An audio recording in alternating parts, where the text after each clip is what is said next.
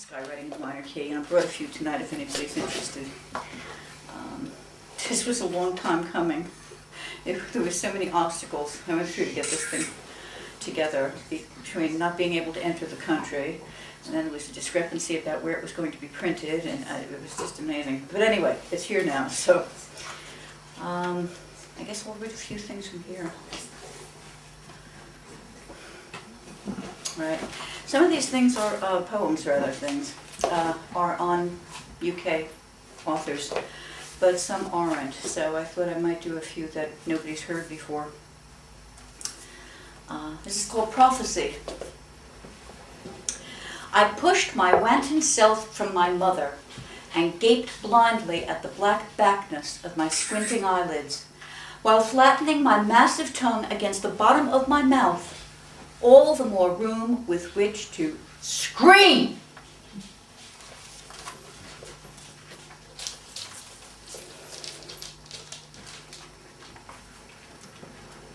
Right, okay.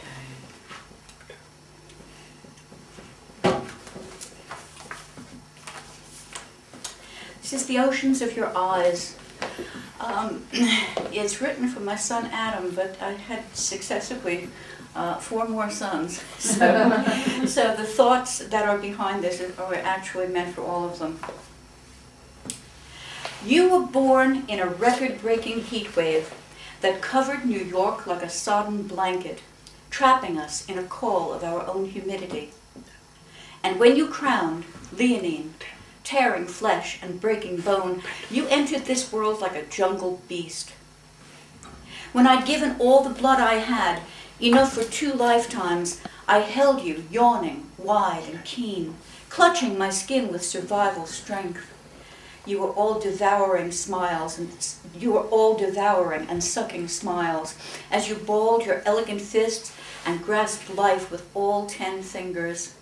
You kicked the heated air with perfect promise.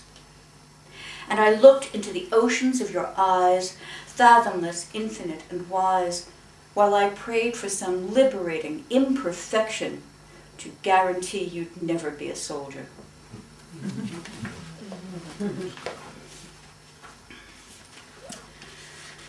Right. But this is a little bit different. Most of my poems are really short, so I'm just going through quickly. This is called Unrequited Dance. It's actually a poem that's written with only a certain number of words repeated. And it's basically about someone standing on the sidelines watching the love of their life drift by with many, many other dancers. A frivolous dance, devoted to another, you pass like minutes sliding into years. Disappeared, just playing in the sea. Would your final dancing be small and just enough for a humming 100? And will you never like my ballroom shoes? 20th century dancing, too final for humming, and in the mirrors the orchestra playing a sea of ballroom minutes. Never enough time for dancing red shoes and slowly sliding for you. I, in small order, the last and devoted of all, just disappeared.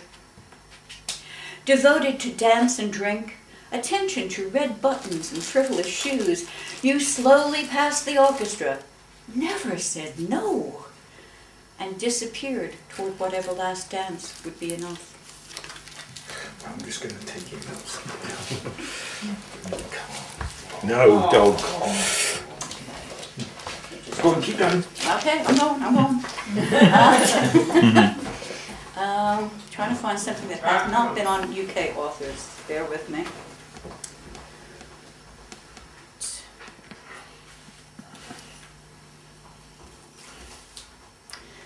Oh boy, most of these. I lost track. Has been on UK.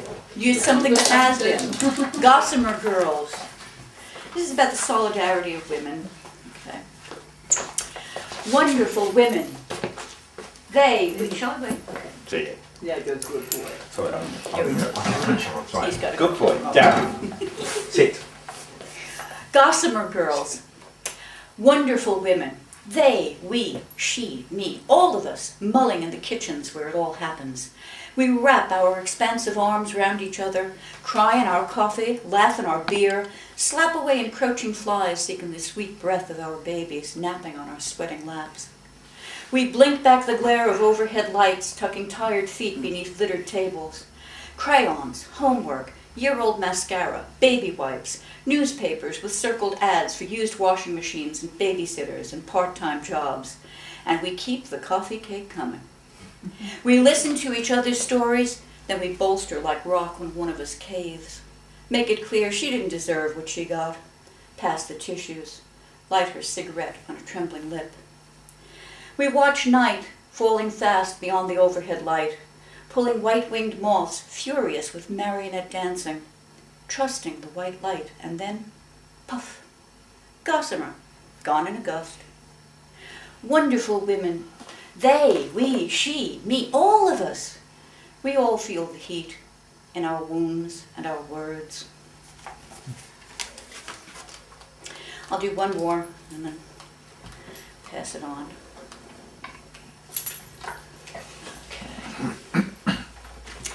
This is called Mother, and I guess for anyone who has ever tried very hard to please and didn't quite make it.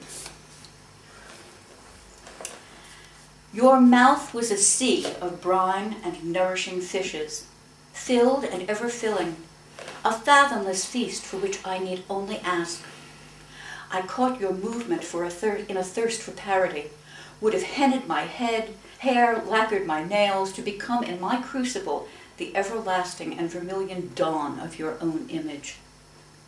You fed me the moon in silver slices, your cosmos blade deftly paring, separating knowledge from skin in discarded spirals, with every new fruit wisdom carving away every unwanted bit of me as well. Original thought dropped as dead nova to an abyss.